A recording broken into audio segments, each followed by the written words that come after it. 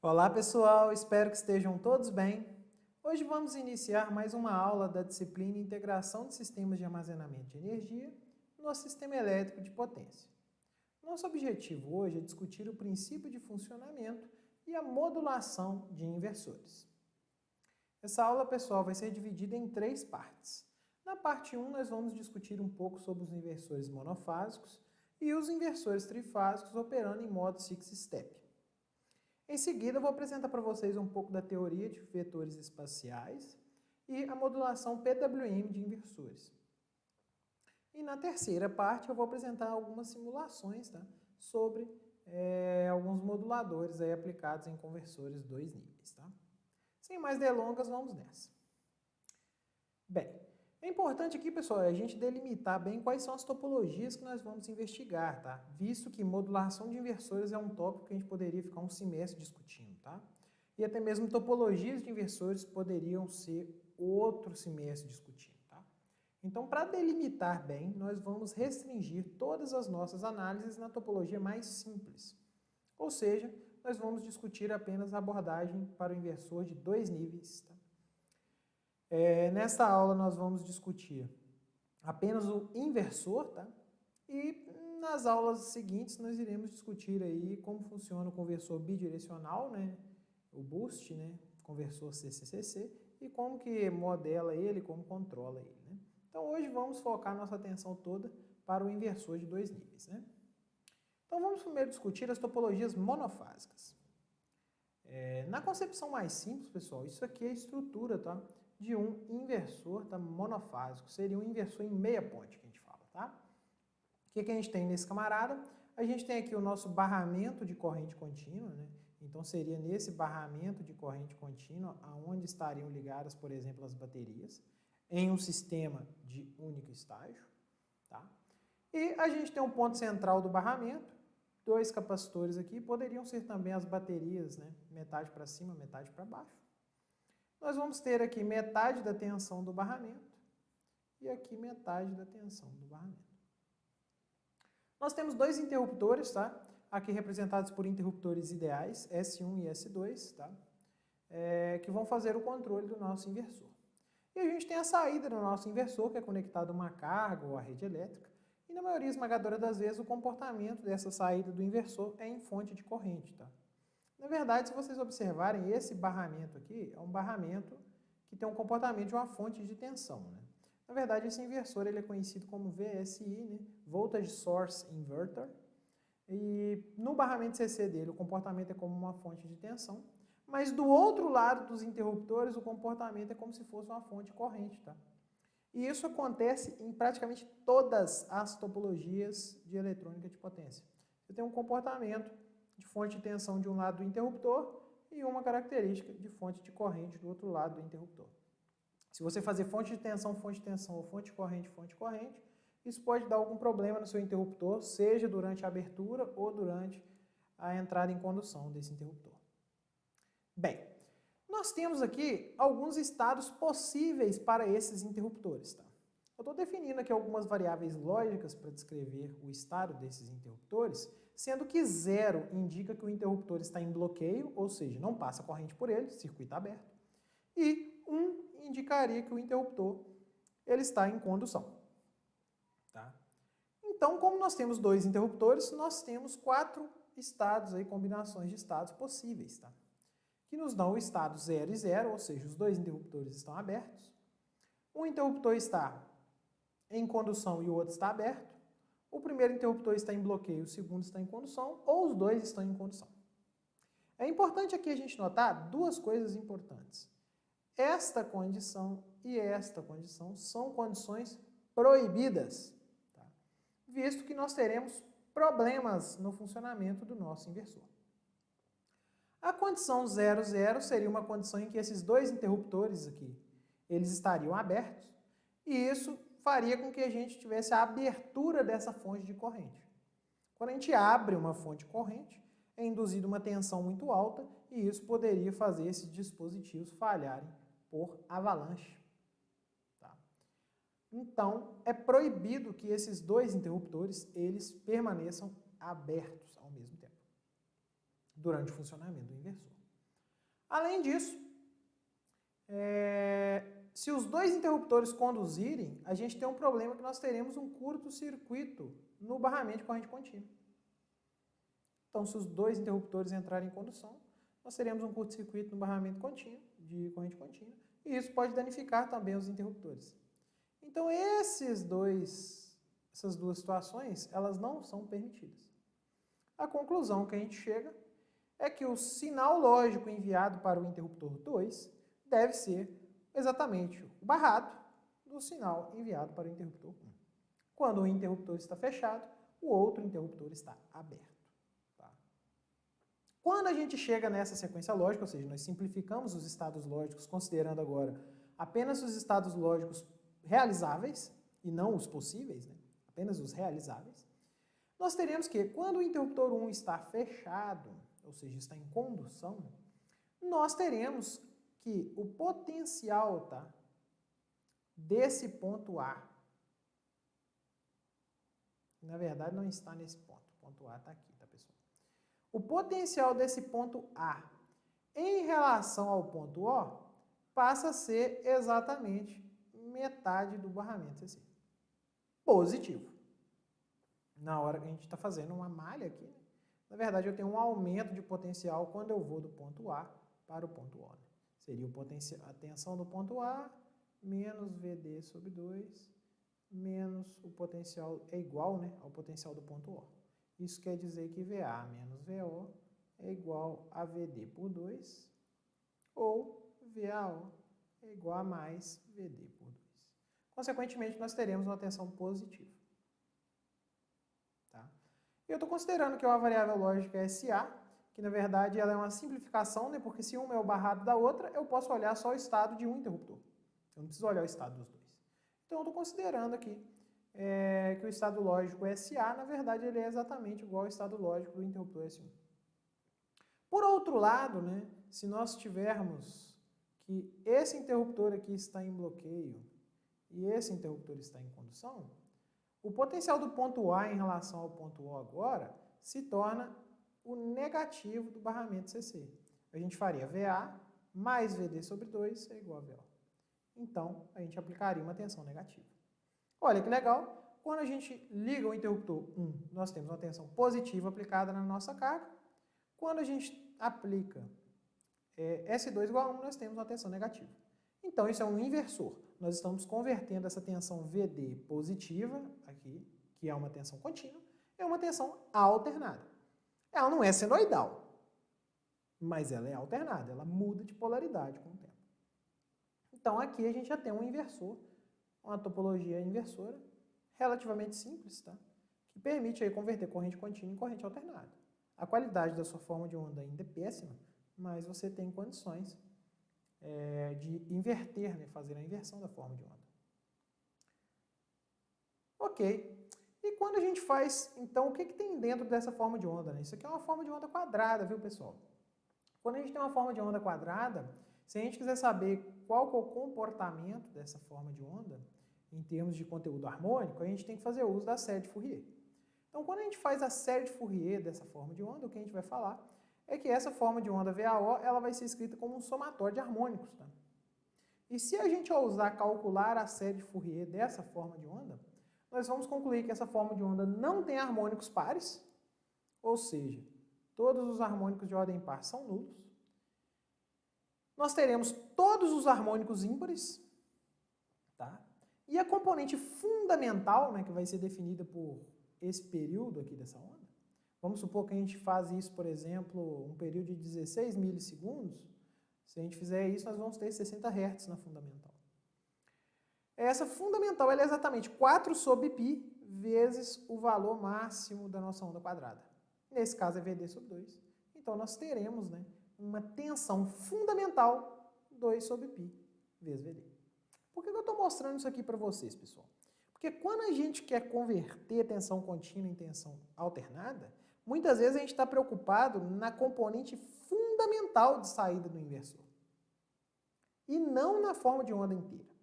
Vamos dizer, né, que os harmônicos, né, toda essa parte aqui que é gerada junto, né, com a tensão fundamental, Isso aqui é o que nós queremos, é o nosso objetivo. E isso aqui é um efeito colateral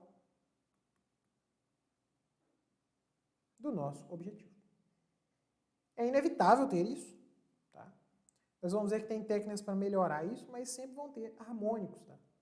O inversor não consegue gerar uma senoide perfeita, né? Ele consegue gerar uma forma de onda que lá dentro tem uma senoide, visto que a gente pode utilizar a teoria da série de Fourier. O que é legal perceber também? Que os harmônicos, tá? Eles são exatamente proporcionais a 1 sobre a ordem. O que isso quer dizer? Se a gente tem uma componente fundamental aqui, definida, o terceiro harmônico é 1/3. O quinto harmônico é 1/5. O sétimo harmônico é 1/7. O 21º harmônico é 1 sobre 21avos da fundamental. Então isso é uma propriedade bonita, tá? Da onda quadrada. Então aqui, se a gente somar todos esses harmônicos com as respectivas fases, a gente vai ter recuperado a nossa onda quadrada. Aí seria um resultado, né? Se a gente somar 10.000 harmônicos, o que a gente vai obter? A gente ainda nota que a gente tem uma diferencinha aqui, né? Na forma de onda, ela não é quadrada, né? Ela não é íngreme o suficiente ainda, mas ela já está cada vez mais se aproximando. Por exemplo, se a gente considerasse 100.000, ia estar muito mais próximo da nossa onda quadrada. Perfeito.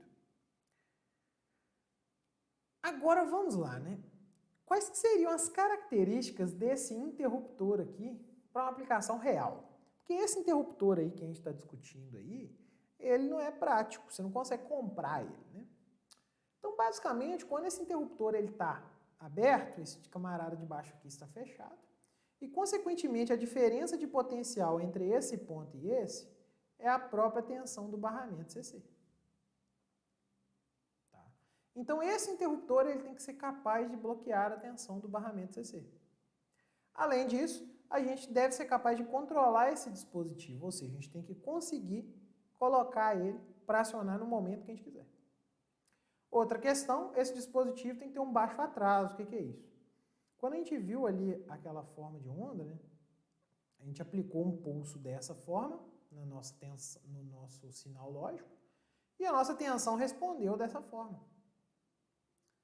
Só que na prática, né, isso não acontece. Tá? Na prática, a gente tem um atraso, tá, associado aos dispositivos. E a ideia é que, se esse atraso for pequeno, a gente consegue, né, ter uma característica muito mais próxima do ideal. Outro ponto, tem que lembrar que a gente é engenheiro, então o dispositivo também não pode ser muito caro, tem que ser um dispositivo barato. Existem dois tipos de dispositivos que são muito populares hoje em dia, tá, nas topologias inversoras. Vamos dizer que no começo aí, final da década de 80, ainda se utilizavam muitos GTOs, tá, para poder montar essas topologias. Mas hoje em dia é muito popular a gente utilizar os IGBTs e os MOSFETs. Tá? Os MOSFETs geralmente são utilizados em aplicações de tensão menor e com frequências de comutação maiores. Tá? Enquanto o IGBT ele já é aplicado em situações que a gente tem tensões maiores e frequências de comutação menores. Tá? Então eu falaria que esses camaradas estão limitados em torno aí de 50 kHz de frequência de comutação, enquanto esse camarada aqui ele pode chegar facilmente a 100 kHz. Tá? Então aqui a gente tem a substituição, né, daquele interruptor ideal que a gente mostrou anteriormente pelo símbolo de um IGBT. Tá? Então isso aqui é um IGBT. Isso aqui. Qual que é o problema? O IGBT, pessoal, tá? Ele não é bidirecional em corrente.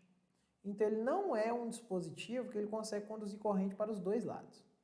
Consequentemente, a gente tem que colocar um diodo aqui em antiparalelo, exatamente para na hora que o IGBT não conseguir conduzir, os diodos efetuarem a condução da corrente. Né?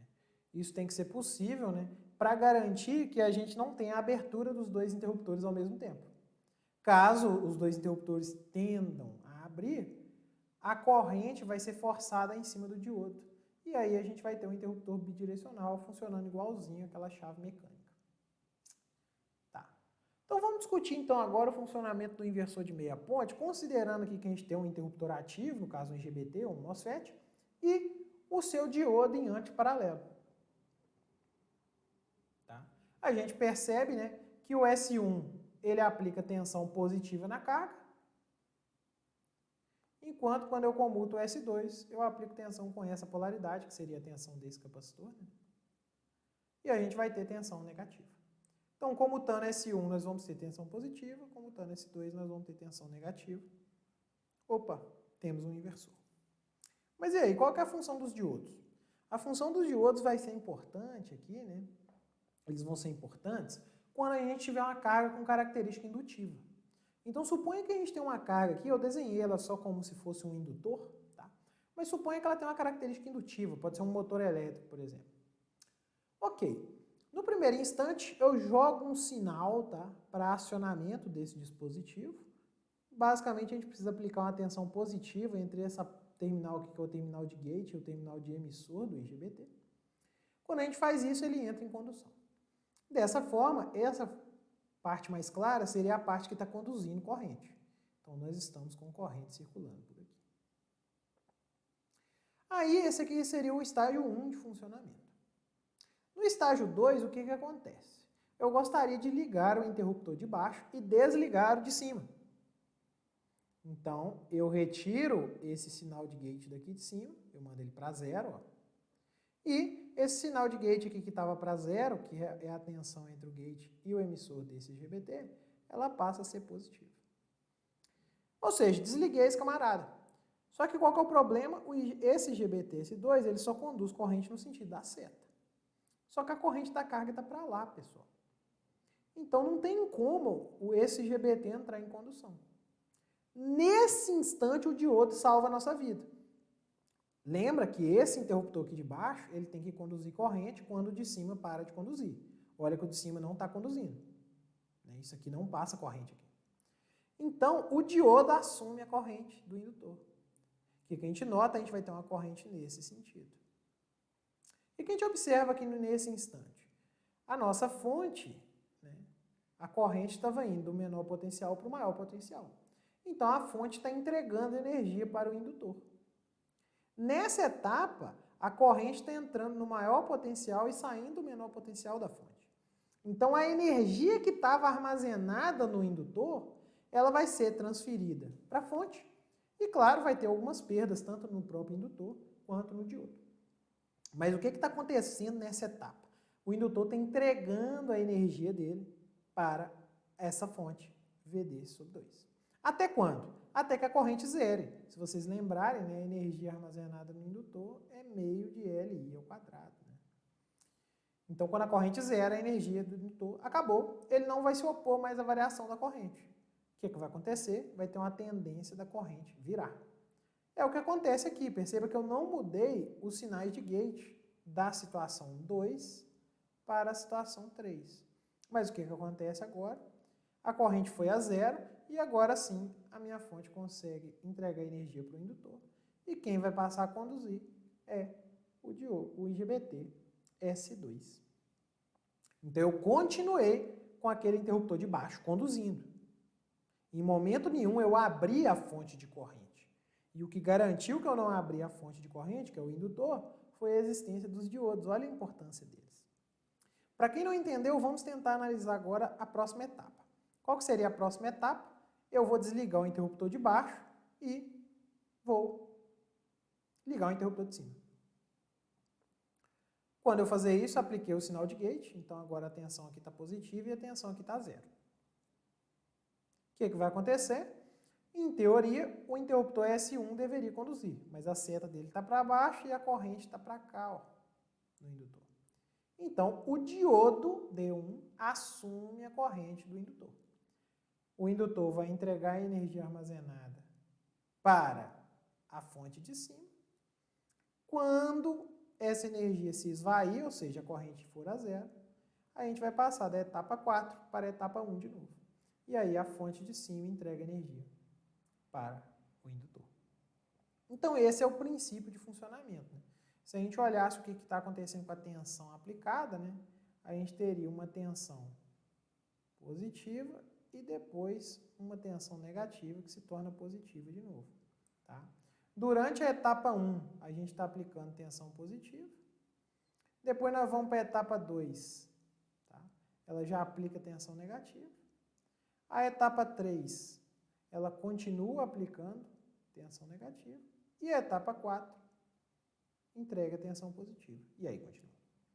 O que acontece, né, é que a mudança da etapa 2 para 3 e a mudança da 4 para 1 é quando a corrente vai a zero. Então, por exemplo, a corrente no indutor aqui passou a zero, agora ela vai virar de sentido. A corrente no indutor aqui passou a zero, agora ela muda de sentido. Então, o problema de ter um indutor, né, é que a passagem por zero da corrente não acontece junto com a passagem por zero da tensão. E aí, nesse caso, meus amigos, os diodos são fundamentais. Espero que tenha ficado claro aí, pessoal. Agora vamos discutir o inversor trifásico de 2 níveis, tá? Em operação em modo six-step, né? Ou em onda quadrada, né? Geralmente o pessoal fala dessa forma. Qual que é a ideia do inversor trifásico? No inversor trifásico, a gente replica aquele conceito do inversor monofásico. Então, nós vamos ter 3 braços aqui agora, né? E esses 3 braços são como se fossem inversores monofásicos, entre aspas, independentes. A gente vai perceber que vai ter um acoplamento entre eles agora, né? Nós temos interruptores aqui de cada braço, né? Por exemplo, interruptor 1, 2, 3, 4, 5 e 6. Mas como nós vimos anteriormente, um vai ter que ser o barrado do outro, visto que eu não posso abrir uma fase, senão eu vou ter problemas com a fonte de corrente, que pode ser a nossa carga.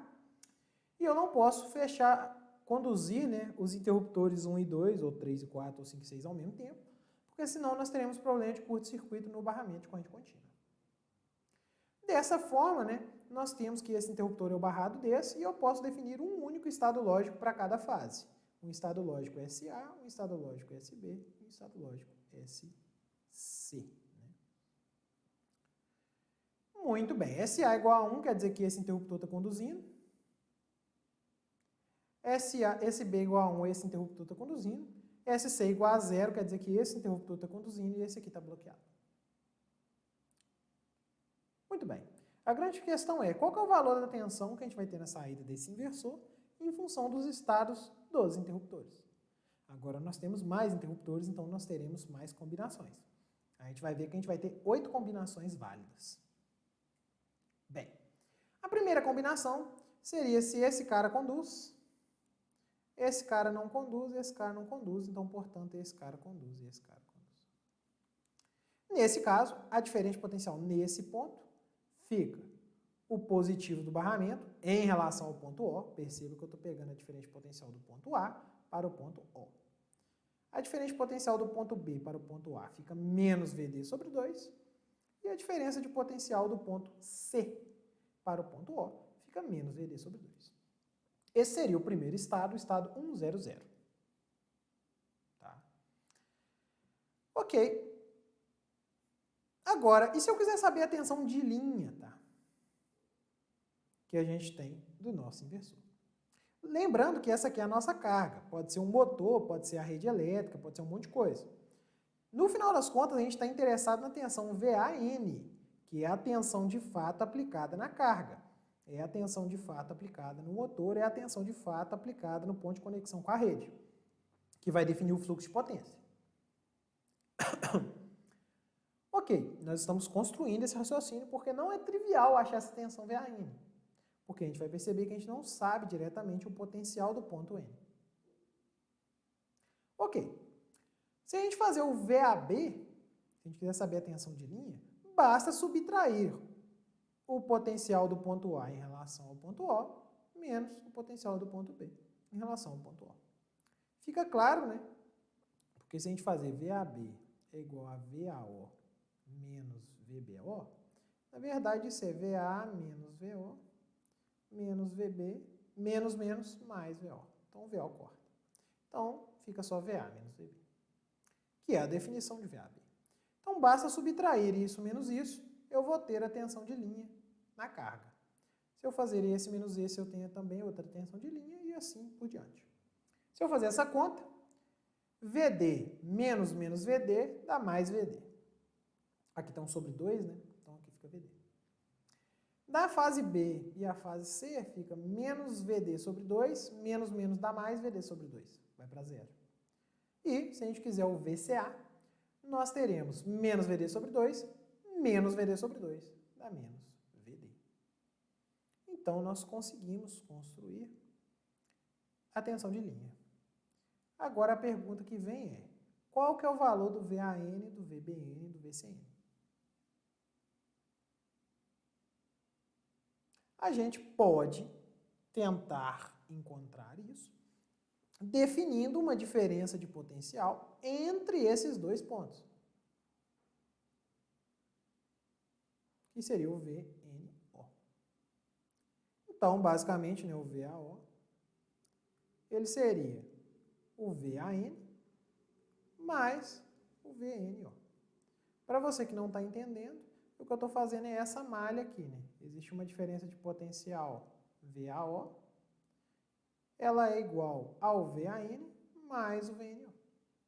Então, eu fechei essa malha aqui, né, no nosso inversor. Então, nós podemos escrever, né, que o VAO é o VAN mais VNO, o VBO é o VBN mais o VNO e o VCO é o VCN mais VNO. Lembrando que VNO não são três diferenças de potencial. É uma diferença de potencial única entre o neutro da carga e o ponto central do barramento CC do inversor. Tá?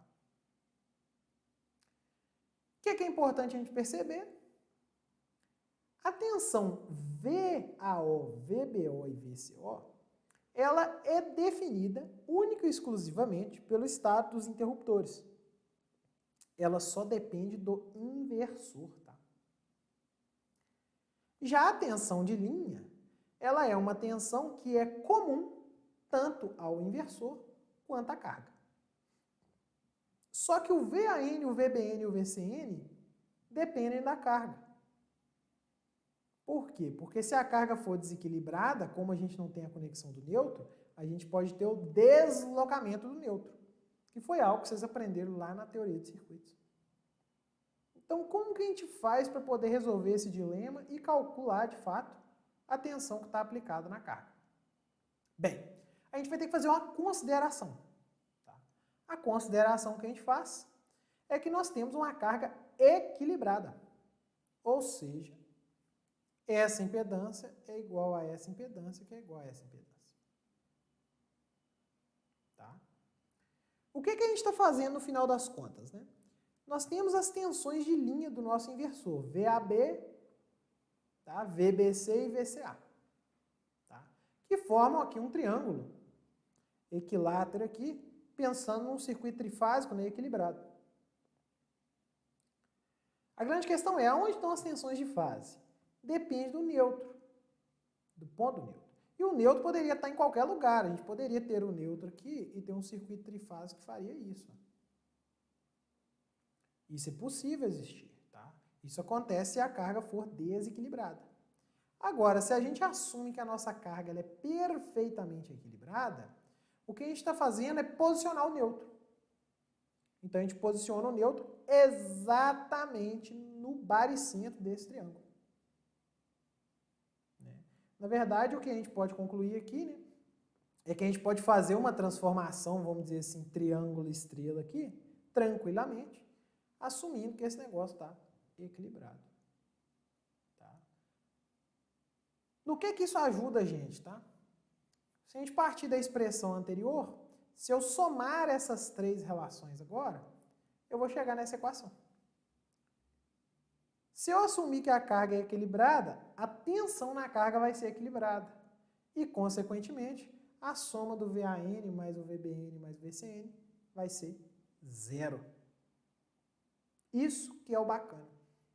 Dessa forma, o que a gente consegue fazer? A gente consegue calcular o VNO em função das tensões VAO, VBO e VCO. E depois, por essa expressão, a gente tira o VAN, o VBN e o VCN. Então, só é possível resolver esse negócio tranquilo se a gente fazer a consideração que a carga é equilibrada. Esse VNO, pessoal, essa expressão, né, se vocês retomarem a memória de vocês, pode ser que vocês já viram essa expressão, tá, em alguns outros conteúdos de engenharia elétrica. Tá? Por exemplo, o pessoal da análise de sinais chama essa tensão VNO de tensão de modo comum.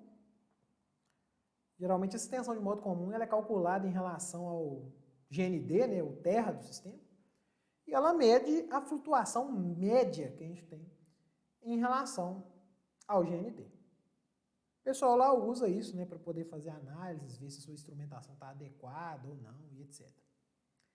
Já nos sistemas de potência, essa mesma expressão marcada em laranja, ela é denominada tensão de sequência zero.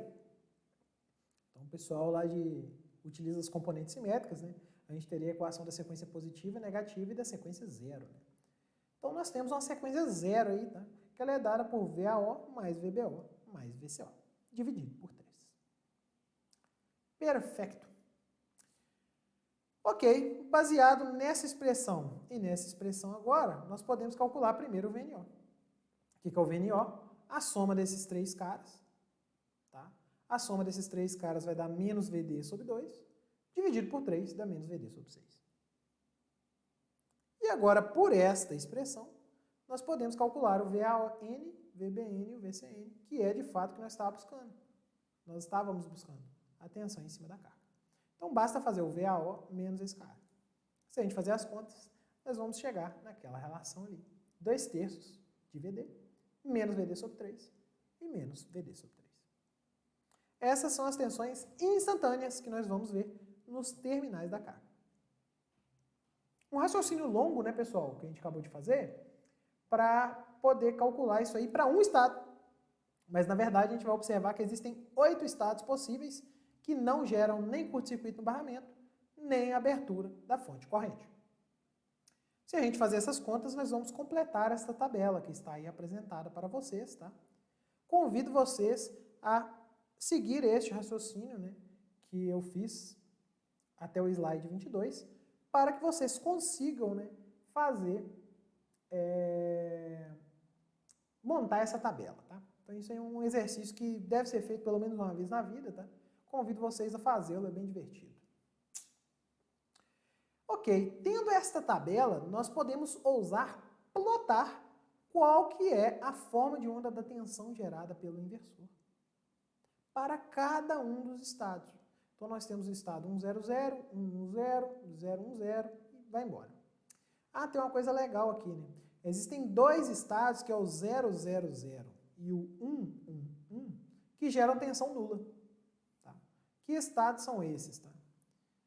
Todos os interruptores de cima ligados e todos de baixo desligados, ou todos os interruptores de cima desligados e todos os interruptores de baixo ligados. Então eles geram estado zero. Você vai ligar uma fase na outra aqui, você vai dar 0 de diferença de potencial. Tá? Ok, eles são conhecidos como os vetores nulos. Tá? Se a gente plotar esse negócio aplicando uma determinada sequência de pulsos no nosso inversor, a gente vai chegar num resultado parecido com esse aqui. Ó. Então o que a gente tem aqui? Tá? A gente tem as formas de onda primeiro do VAO, VBO e VCO. Tá? Eu vou marcar só o VAO para vocês entenderem a cara dele aqui. Eu vou colocar ele por cima. Tá? Então a gente tem uma onda quadrada na tensão entre o ponto A, que é a saída do inversor, e o ponto central do barramento CC. Onda quadrada, a gente ainda pode identificar aqui os estados, né? Note que a fase A aqui, por exemplo, que está marcada aqui de verde, né?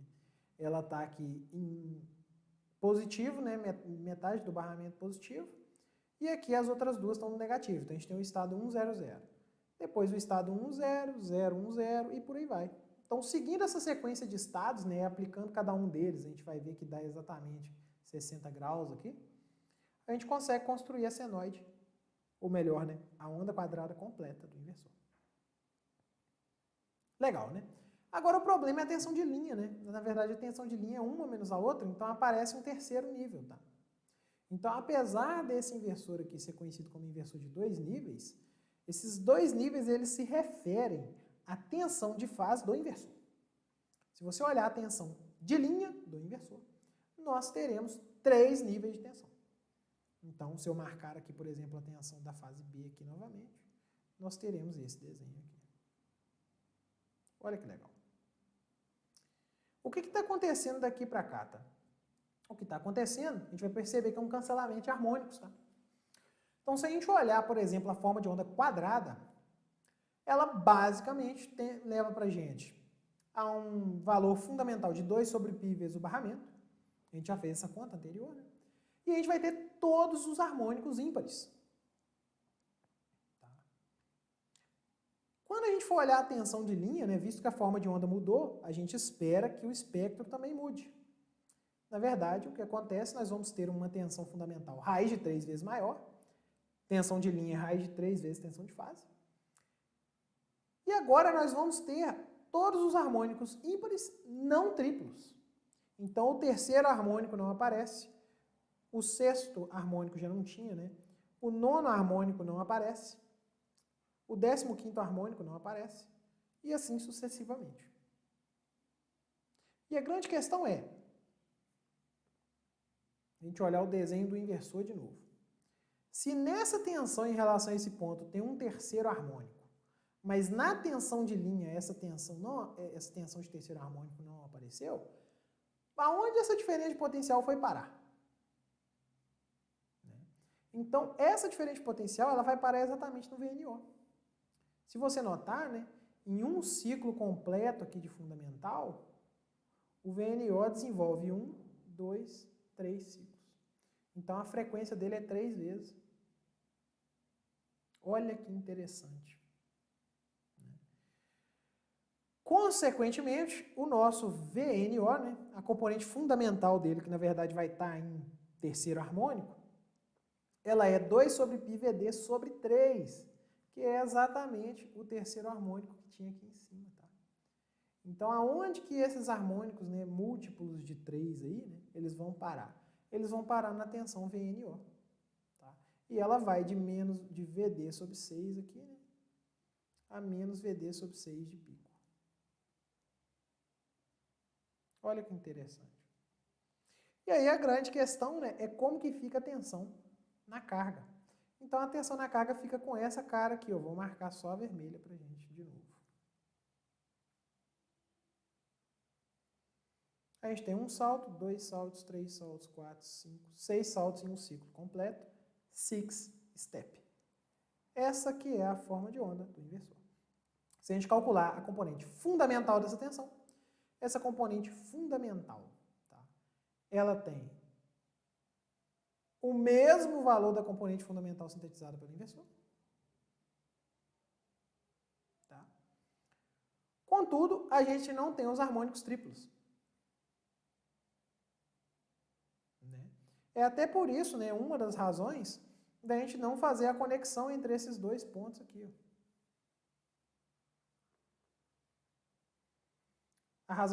Uma das razões da gente não fazer essa conexão é exatamente a gente não ter esses harmônicos triplos, tá, circulando aí no nosso inversor.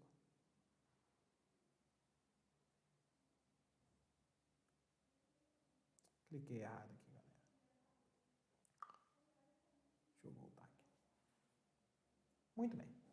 Então a gente não vai ter esses harmônicos triplos na tensão de fase da carga. Olha que legal. Esse modo de operação do inversor trifásico, ele é conhecido como modo six-step. Qual que é a vantagem dele? É muito simples de botar isso para funcionar.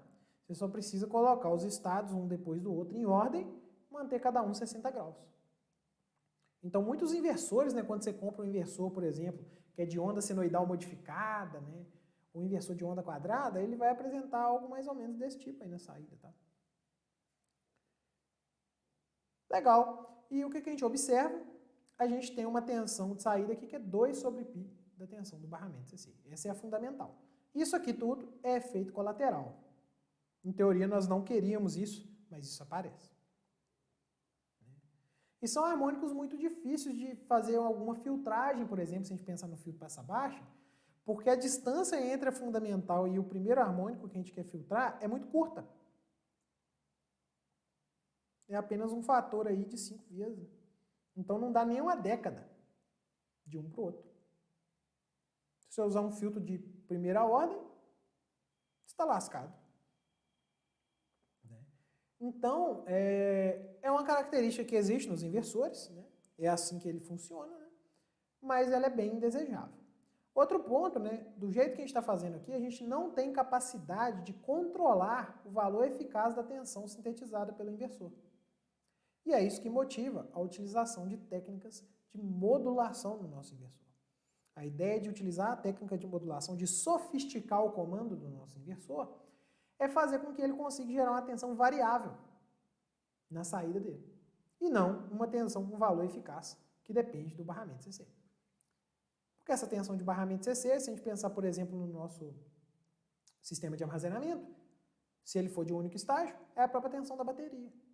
A tensão da bateria não varia tanto, então eu não consigo controlar essa tensão da bateria. Né? Ela varia de acordo com o estado de carga. Então a gente não conseguiria botar isso para funcionar. Tá? Ok. Aqui a gente tem uma forma gráfica, né, que mostra pra gente exatamente o conteúdo harmônico. Então eu fiz o espectro dessa forma de onda. Então olha que legal, né? A gente tem aqui o espectro das 3 fases. Nós temos aqui os 180 Hz, né? Isso aqui foi feito para 60 Hz.